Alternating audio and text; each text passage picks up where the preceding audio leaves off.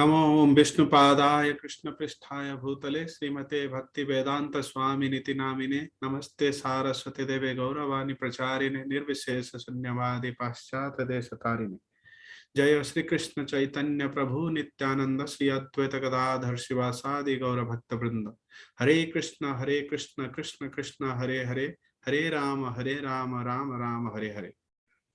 Welcome all of you to our daily Bhagavad Gita reading session. I'm really happy with your participation. And we are reading at this moment the preface. Okay. So yesterday we had seen, we have read up to this point, how it is important to interpret Bhagavad Gita in accordance with the will of Krishna. Okay. If somebody is interpreting this Bhagavad Gita without any reference to the will of Krishna, then it's the greatest offense. So in what mood? The example is there in the Bhagavad Gita itself, the mood with which Arjuna approached this transcendental knowledge. In the same way, we have to the same mood we have to develop. So that will be, in that way of understanding, it is really profitable, okay, in fulfilling the real mission of our life. So this is an authorized way, and this can bring greatest welfare to the human society. So up to this point we had discussed, and let's read from here. The Krishna consciousness movement is essential in human society, for it offers the highest perfection of life. Sabe pumsang paro dharmo yato bhaktir adhokhyaje. Bhagavatam says paro dharma. Okay, dharma means the occupational duty. We have different type of occupational duty, but the highest dharma, paro dharma. Okay, paro dharma is bhakti, yato bhaktir adhokhyaje.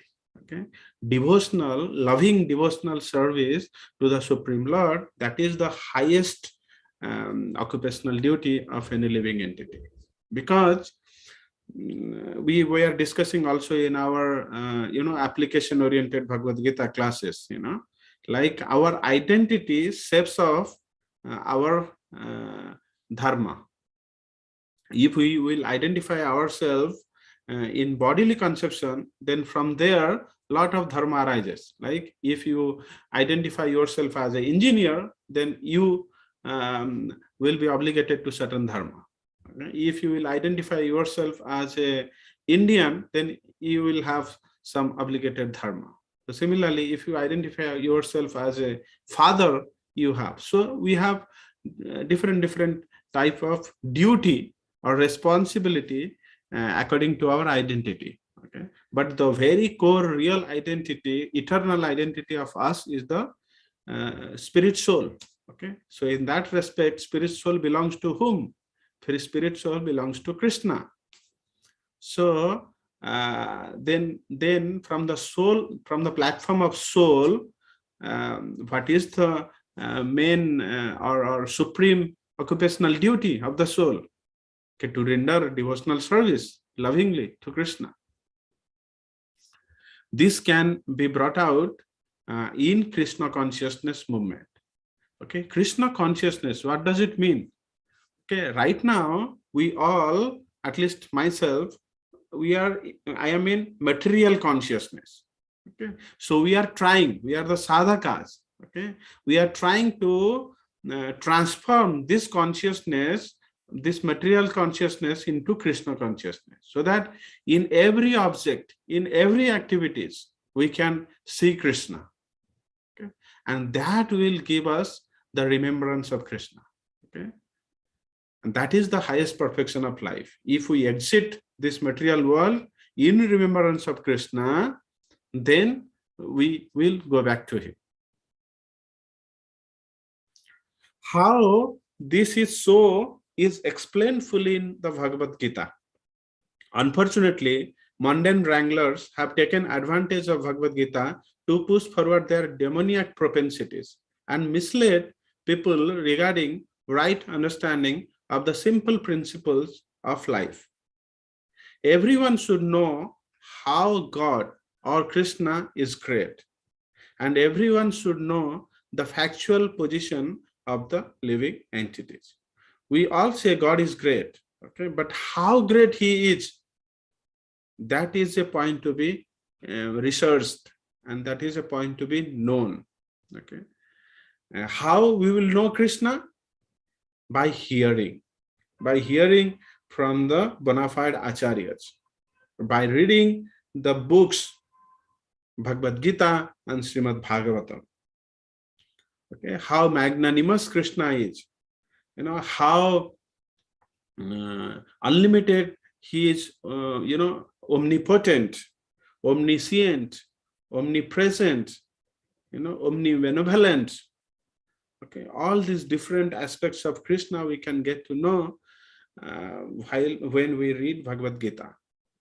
Okay, with a proper guidance. Okay,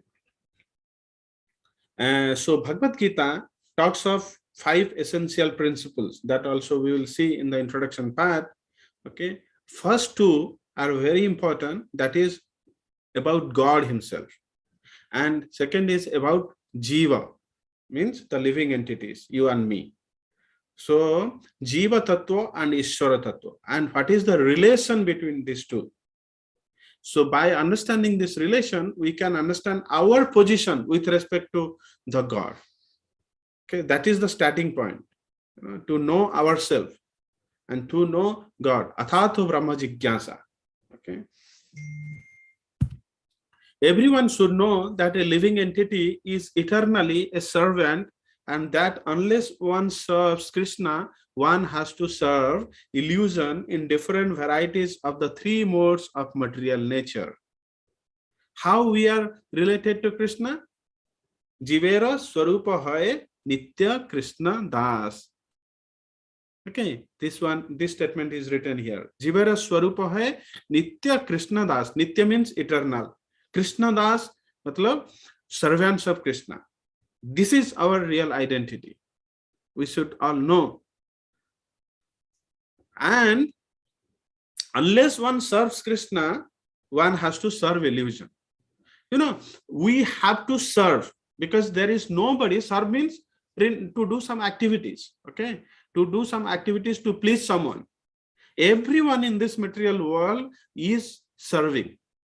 No one can be spared from this, because Krishna Himself says in Bhagavad Gita 3.5, Nahi kaschit kyanam api jatu tishtati akarmakrit karyate hi avasah Krishna, karyate hi avasah karma sarvah prakriti jair gune. Nahi kaschit kyanam api, no one can even stay for a moment. Jatu tishtati akarmakrit, by not doing any activities. Or how? So that's what Krishna is Srila Prabhupada is telling here.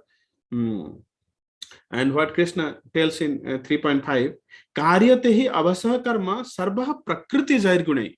According to one's quality, the mode of material nature will impel him to do some work. Okay, and so that's the reason we have to train. Okay, we have to train our mind to render service to Krishna. Otherwise, it will serve the Maya, illusion. Okay, Maya means not Krishna. Okay, the external energy of Krishna. Okay, various objects other than Krishna, which are not related to Him. So unless one serves Krishna, one has to serve illusion in different varieties of the 3 modes of material nature, and thus wander perpetually within the cycle of birth and death. What is the result? If we serve illusion, then we have to wander perpetually within the cycle of birth and death. Janma, mrityu, jara, vyadhi के cycle में हम perpetually move करेंगे. But when one serves Krishna, then he will go back to him. When someone go back to him, then he never returns. A Brahma Bhuvanaloka. A Brahma Bhuvanaloka. What is that verse? A Brahma Bhuvanaloka. I'm forgetting. Let me. A Brahma.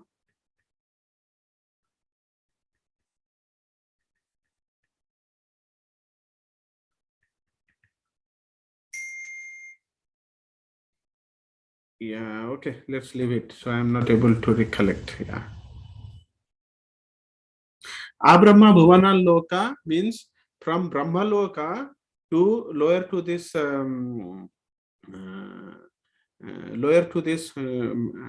Platala. Okay. Abrahma Bhuvana Loka Punaravartin Arjuna. Abrahma Bhuvana Loka Punaravartin Arjuna. What is that verse? I think it's in 8th chapter. Let me see the book. Yeah. Abrahma Bhuvana Loka Punaravartin Arjuna Mam Upetyotu Kaunteya Punarjanmana Vidyate. Okay. Krishna tells here the same point. Punar Avartino Mam Upetyotu Kaunteya Punarjanmana Vidyate. Okay. So if you will serve illusion, then in these 14 planetary systems you will wander up and down, up and down. Okay. But if you will come to me, Mam Upetyatu Kaunteya, then Punarjanmana Vidyate. You will not again take birth. So even the so-called liberated Mayavadi speculator has to undergo this process. Okay. The Mayavadi philosophy we had discussed yesterday. Okay. Even after their liberation also, they have to undergo this process. So that means when someone get this Sayujya Mukti, that means merging into this impersonal Brahman, because that is a metastable state. From there also there is a chance of fall down, because they have not tested the form of the Lord. They have not built any relationship with the Lord. Okay, so there is a chance of fall down even for the Mayavadi speculators. This knowledge constitutes a great science, and each and every living being has to hear it for his own interest.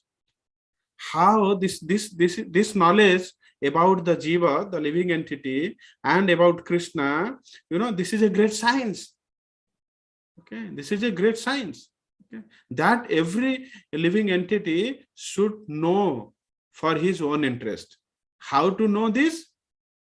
By hearing. Okay, every living entity has to hear this for his own personal interest. This Supreme Lord is telling in chapter 7, 7.1. What he is telling? What is that verse? Maya sakta manah partha yogam yunjan madasrayah asamsayam samagrang mam yatha gyasasi tatsrunu. Tatsrunu. Oh Arjuna, hear. Tatsrunu. Hear this.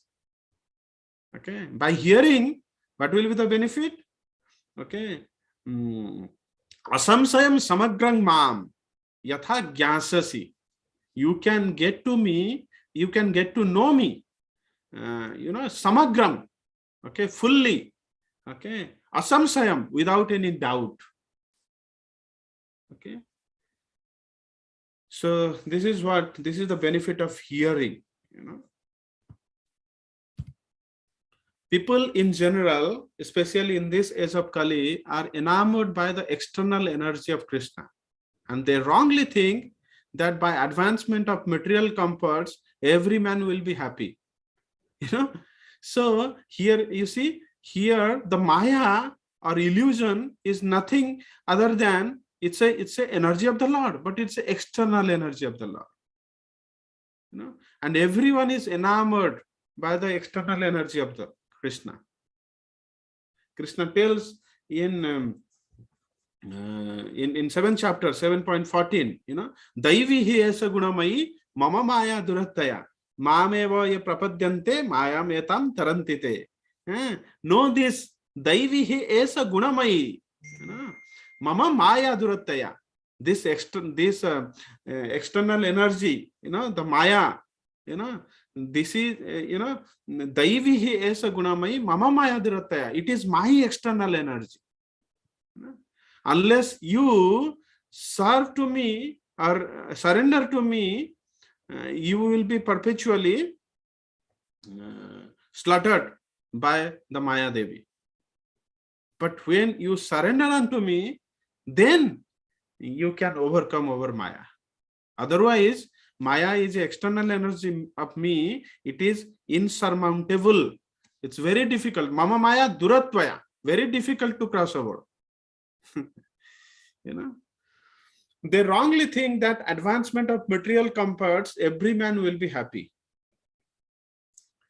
They have no knowledge that the material and external energy nature is very strong, because it's a energy of Krishna. For everyone is strongly bound by the stringent laws of material nature. And we have studied chapter 14, there we discussed very extensively what is the laws of material nature and what are three modes, how she controls the jiva. A living entity is happily the part and parcel of Krishna or Lord, and thus his natural function is to render immediate service to the Lord. Mamevansa jiva loka mamabhuta sanatana 15.7. Mamevansa, Krishna says, all the living entity are my parts and parcel. Okay, a living entity is happily the part and parcel of the Lord, and thus his natural function is to render immediate service to the Lord. Like the hand is a part and parcel of the body, and what is the natural function of the hand? To serve the body. Okay, so similarly, our natural function is to serve the Supreme Lord. By the spell of illusion, one tries to be happy by serving his personal sense gratification. Okay. Then why we do not have this tendency? Okay, because that identity is covered. Okay, that identity is covered. We are not able to recognize that we are the spirit soul. Because of this, we are illusioned. And due to this illusion, we think that we will be happy by serving our senses, by engaging our sense in various ways of sense gratifications. And that everyone is thinking in different forms, which will never make him happy. But with experience, okay, you and me, we have at least gathered some experience that no matter how much we try to get happiness by engaging our senses in sense gratification, this is always unsatisfactory. Okay, but still we endeavor and we go on pursuing in this path, hoping that in future I may be happy. In future I may be happy and fully satisfied. Happiness here means like insatiable happiness. That means by finding yourself in that state, you do not need anything else. You will be fully satisfied within that. Nothing, no such experience we have, right? Okay, by serving our tongue, by serving our ear, eyes, skin, we engage in n number of ways. Okay, in that endeavor, we might get some kind of happiness, but it's not like that. Oh, it's awesome, brilliant. I am fully satisfied, and from tomorrow onwards, I do not need anything else. That kind of wow feeling you will not get. Okay, but that can only be achieved in Krishna consciousness practice. Okay, but for a beginner sadhaka like us, we might not experience at this moment, but if we steadily endeavor in that direction, okay, the success is certain. Okay, many of the acharyas they have given their personal experiences. They have achieved it. And this is possible by their statement. Yeah. Instead of satisfying his own personal material senses, he has to satisfy the senses of the Lord. That is the highest perfection of life. So instead of satisfying our senses, we have to satisfy Lord's senses. The Lord wants this and he demands it. Okay. Manmana bhava matpatto madhya jivam namaskuru.